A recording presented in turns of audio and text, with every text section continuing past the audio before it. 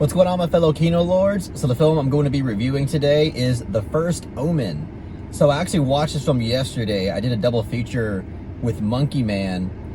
So for those who haven't seen my Monkey Man review, please go check that review out. But the reason why I didn't review The First Omen yesterday along with Monkey Man was because by the time I got out of the theater, it was pretty late. And I didn't want to give y'all like a low dick energy review. I feel like y'all deserve better than that. So I waited till today.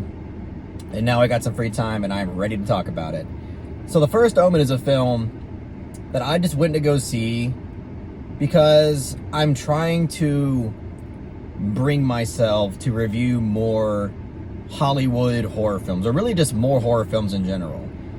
Because for a very long time, I've kind of just stuck with what I know I like, which is, you know, more indie, art house style of horror filmmaking.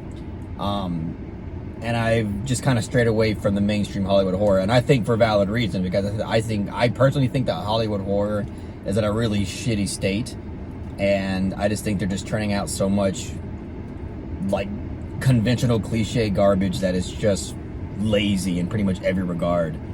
But I'm still trying to push myself to see it, to see more of them, really for y'all's entertainment, and also, you never know, you might find a gem that's actually not too bad.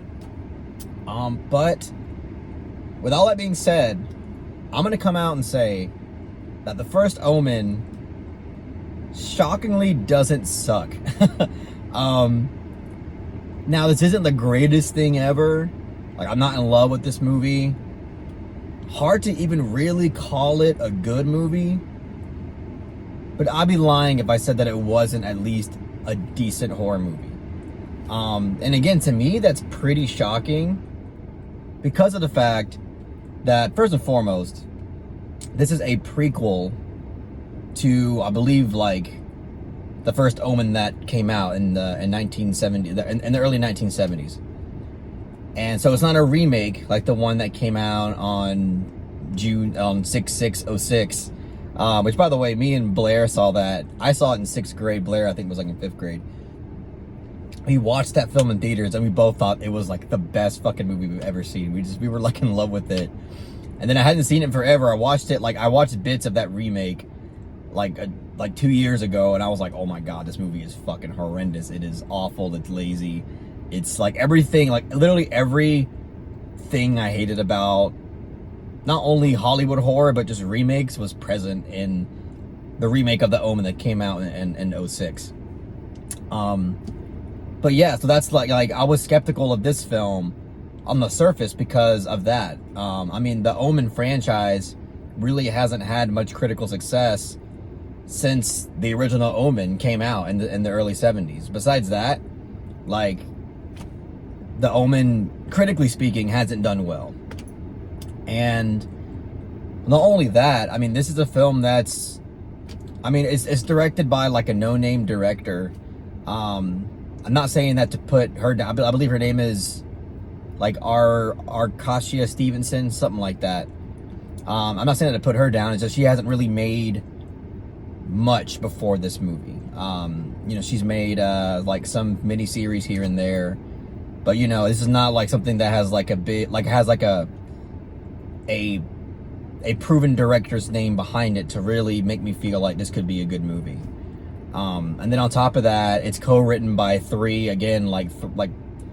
no-name people that all got together and wrote this movie. So it kind of, everything about this movie seemed like a recipe for just another, Hollywood horror cash grab that's trying to just bank in on the Omen, the notoriety and the iconic nature of the Omen franchise. And it somehow turns out to not really be all that bad. Some people will say, well, you just went in with really low expectations and maybe that's why you enjoyed it. I mean, maybe, but I think that, like, in terms of quality, they're really, like, this is, in my opinion, a bit of a step up in terms of horror remakes. Well, it's not really a remake, but I mean horror prequels and just horror franchises that are made this late in the game. But also just a step up in just Hollywood horror in general. To me, I think the direction and the execution is actually quite good.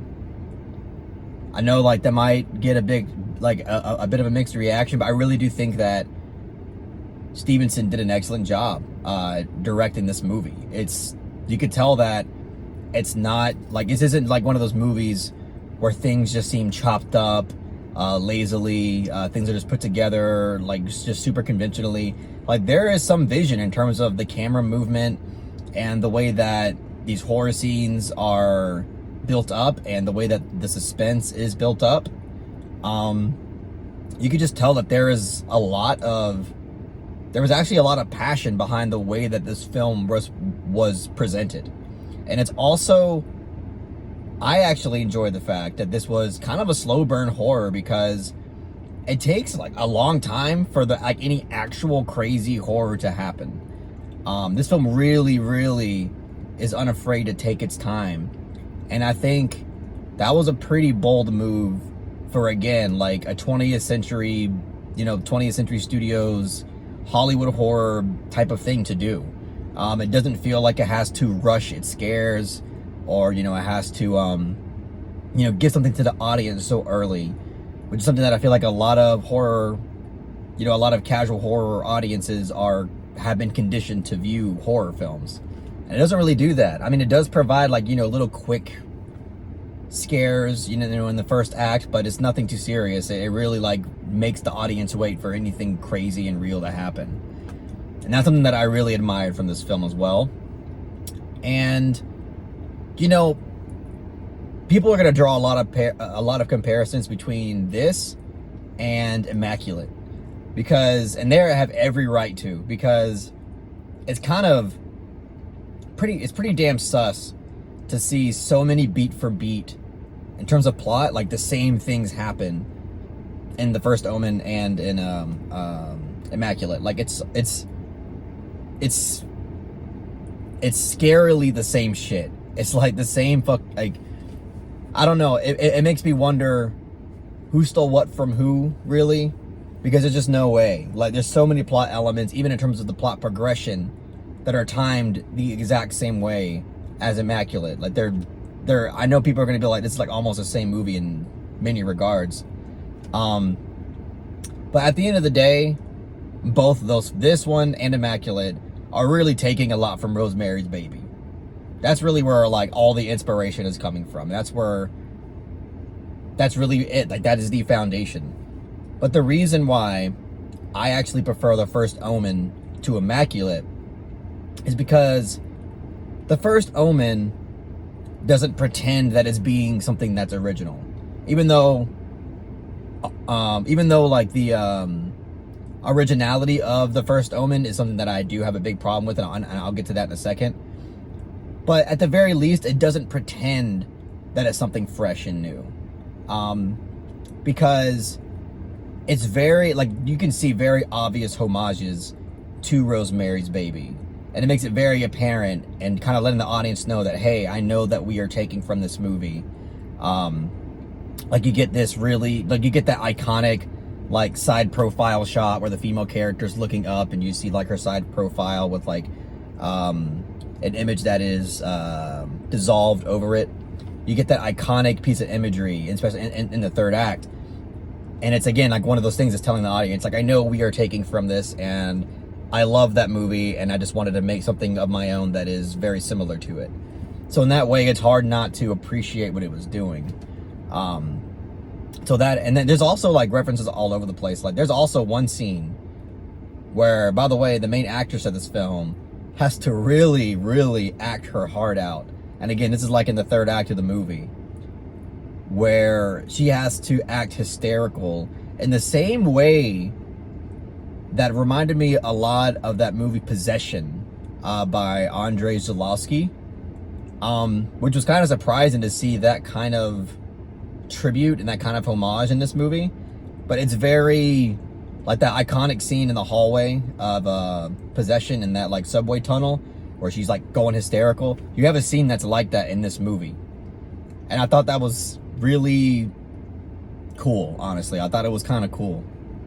But yeah, like, I just feel like it's more self-aware that it's not doing something that's original. That doesn't mean that I'm not going to criticize it for being unoriginal, because I am going to criticize it for that. But at least it was a little bit self-aware about it. And it was more respectful about it. Also, I think this is better than Immaculate because of the fact that the first Omen has more effective horror sequences. I think the execution of the actual horror itself is just, I don't know, it's a lot more effective. Just the use of lighting, the use of cinematography, direction, everything in terms of presentation, the horror sequences to me are better for sure. There's this one like birthing sequence. It's like this nightmare. It's like this really, it's like this it's like a hallucination nightmare sequence that we get of someone giving birth, like at the halfway point of this movie. It is a pretty fucking graphic scene. Again, for a Hollywood horror, kind of surprised that they went that far. And, you know, it's scenes like that I just, like, I admire more than the scenes that I saw in Immaculate. And, also, just overall, the horror sequences are better. This is one also creepy horror sequence. This really dark sequence of this, you know, horrific person hiding in the corner of a room that slowly builds up in the dark. And it was, again, it's effective. Is it the most original thing? No, but it's effective for what it is, in my opinion. So, I mean, yeah, in terms of negatives, let's get into the negatives, because I do have a lot of negatives. This film runs into a lot of problems that I do have with Hollywood horror. I mean, there's fake jump scares galore that got tiring after a while. I mean, when are we going to stop with the fake jump scares? Like, it takes a lot of finesse to make a fake jump scare work. But, you know, even if you do get it to work, how many times are you going to get away with it through that experience, just doing fake jump scare after fake jump scare after fake jump scare? And that's like something about it that was just like, that's uneventful. That's non-inventive, and it's lazy, and I got tired of seeing it. On top of the fact that it's a predictable ass movie. Like, it's just so, like, there's so many parts in this movie where I'm like, all right, yeah, that's gonna happen, and then she's gonna figure out that she's that, and then this guy is gonna get hit by a fucking car, and it's just the way it sets things up and makes it so predictable about what's gonna happen next. There's pretty much nothing in this movie that subverted me narrative-wise. And, you know, that's, again, another thing that is apparent in a lot of Hollywood horror films as well. And there's also, like, this big exposition dump. Like, it gets... Honestly, the first half of this movie did a good job at not having much exposition in terms of characters, like, desperately trying to spoon-feed the audience about what's happening. And then you have this one specific scene in the second act where you have a character that is literally, like, just spoon-feeding, like, all the information to the audience about exactly what's happening. And it goes on for so long, and, like, in terms of, like, the acting and the direction of the scene, it's good, it really is, but the screenplay just drags it down, and that's my bigged problem with the movie, is the screenplay, because the screenplay makes it to where it's unoriginal, it's really spoon-feedy, and makes it very predictable throughout the experience. And it's disappointing. I mean, I think one of the worst scenes in the movie is a scene where this dude gets hit by a car, and it was like everything that I hated about Hollywood horror. But yeah, like, there's just so many, like, even though I am kind of shocked that it didn't suck, it's definitely runs into a lot of the problems that I think, you know, not just me, but a lot of people who like art house horror, like, it does resemble a lot of reasons why people stay away from Hollywood horror and just kind of stick to indie art house horror. So, I mean, yeah, and it's too long. That's another thing. This is like a 2-hour plus movie, or I think it's 2 hours on the dot, and it just felt way too long. I think this movie could have easily been like an hour and 40 minutes. I appreciated, like, the slow burn element, as I said, but it gets to a point, like, after the second half of the film where it's like, we don't need it to linger this long. We can kind of get things going. We know where this movie is gonna head, so let's kind of get things rolling. So to me, it was too long for sure. The material doesn't ask for 2 hours. This movie should have been like an hour and 35 minutes, hour and 40 minutes tops. So that's another thing. But again, I am overall surprised that this movie doesn't completely fucking suck, because this movie had just ass written all over it, and to me it's not. To me it's really not.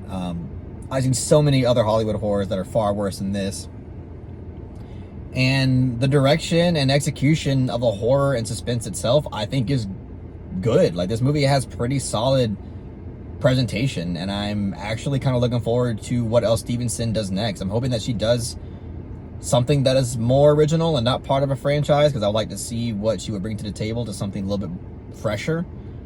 But I mean, in terms of this film, she still did a good job, and that's really what saves the movie. It's the direction and the presentation of everything. But yeah, I mean, look, it's a decent movie. It exceeded my expectations because I thought it was going to be terrible. And even though it runs into a lot of the bullshit that I hate about Hollywood horror, there are some saving grace elements of it that I think people will enjoy overall. But anyway, that's probably all I'll say about it. One last thing. I also think that the film could have went further. Yes, there's a scene, like I mentioned, that nightmare, surreal birthing sequence at the halfway point of the movie that I thought, damn, this movie's going far.